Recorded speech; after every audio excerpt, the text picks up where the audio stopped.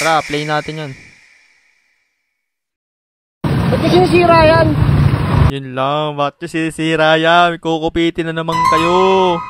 Road work ahead. Another kupit time na naman, oh. Ha? Ay, gagawin, tinutino ng ano? Tinutino ng kalsada, sisira na naman, mangungupit na naman sila, oh. Ang ina yung mga ano dito, eh. Nakakalsada namin dito sa Caloocan, di maayos-ayos, eh. Para din lang ganyan. Lalo sa North Caloocan, yung mga shoutout sa mga taga North Caloocan dyan, ayos na ba yung mga kalsada nyo? North Caloocan, lubak-lubak. From Caloocan to Caloocan. Uka-uka yung Caloocan, eh. Sinisira. Sinisira nyo ng ayos-ayos. Sinisira yan, sinisira. Boss, sinisira? Dita? Walang bitak yun, eh. Sinisira nyo. Ayos-ayos yun, eh. Sinisira nyo. Kita dyan. Grabe, sinisira. Ay, ayos nga.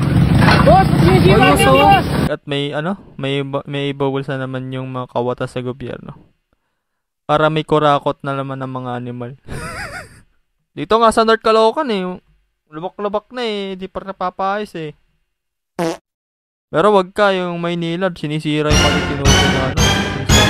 Kamusta yung mga, ano, si Romualdez tsaka si, ano, Zaldic. Wala na yan, di na makukulong yun. O kasi, tawanan niya lang yun. Going to punish these people. We have to be very, very clear about what we're doing. And we have to be very, very clear that we go after the guilty ones. People power daw, ah. Tama sa people power, ako na magsasabi sa'yo, parang wala namang mangyayari dun. We're going to punish these people. Kasi naupo na si Chief Justice Remulla. We're going to punish these people. Kaya masasabi ko dyan, goodbye, VP Sara. Last administration, they removed that entirely. Oh, no! Talagang pinagplanuhan talaga nila to, no? I was shocked. Talagang uubusin nila ang budget ng Pilipinas. I was shocked. Matindi si BBM. Parang ano eh, inuulit lang ni BBM yung dati nung election eh. Ito sasabihin ko sa inyo, iyang gobyerno ni Bongbong Marcos, papunta yan sa bangin. Kakaawaan siya. Tapos yung awa niya, kunyari, papicture siya dito, mga PR stand. Tapos yun na, post sa FB. Tapos siya na naman yung tama.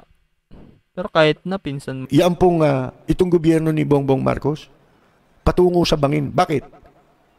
Napasok na sila ng sindikato eh. Hindi mo bibigay pinsan mo. Ano eh, para nag-resign lang, wala nangyari. Takte talagang Pilipinas yan, no? Kawawa talaga. Mga Pilipinas. Kung nababasa na ito ng mga politiko. Bagay, hindi naman mababasa ito ng mga politiko. Yung mga nakatambay lang yung sa bahay nila. Kapera kasi sila eh.